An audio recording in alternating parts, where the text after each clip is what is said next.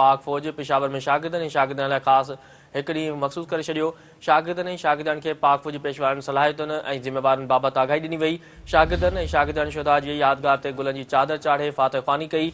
Corps commander Peshawar शागिर्दनि जे सवालनि जा तफ़सीली जवाब ॾिना। शागिर्दनि पाक फ़ौज जी जदीद हेलीकॉप्टरनि जहाज़नि ऐं हथियारनि जो मुआइनो कयो। शागिर्दनि काउंटर टेररिज़म शो में ख़ासि दिलचस्पी ज़ाहिर कई। शागिर्दनि CMH पेशावर में पाक फ़ौज जे मुख़्तलिफ़ कार्रवाइयुनि में ज़ख़्मी जवाननि जी इयादत कई। शागिर्दनि जो चवणु आहे त पाक फ़ौज सां हिकु ॾींहुं गुज़ारण जो मौक़ो मिलियो। एयर बेसिस बटालियन ऐं CMH जो दौरो कयो।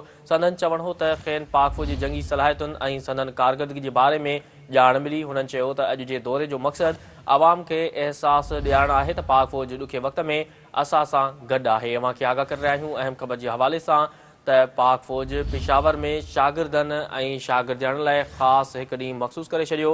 शागिर्दनि ऐं शागिर्दियाणनि खे पाक फ़ौज जी पेशवारनि सलाहियतुनि ऐं ज़िम्मेवारनि बाबति आगाही ॾिनी वई।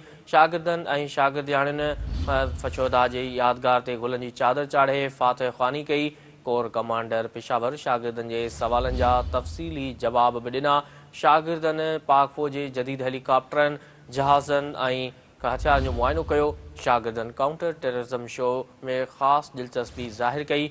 शागिर्दनि CMH पेशावर में पाक फ़ौज जे मुख़्तलिफ़ कार्रवाइयुनि में ज़ख़्मी जवाननि जी इयादत कई। शागिर्दनि जो चवणु आहे त पाक फ़ौज सां हिकु ॾींहुं गुज़ारण जो मौक़ो मिलियो। एयर बेसिस बटालियन ऐं CMH जो दौरो कयो। संदनि चवणु हो त खेनि पाक फ़ौज जी जंगी सलाहियतुनि ऐं संदनि कारकर्दगी जे बारे में ॼाण मिली। हुननि चयो त अॼु जे दौरे जो मक़सदु आवाम खे अहसासु ॾियारणु आहे त पाक फ़ौज ॾुखे वक़्त में असां सां गॾु आहे।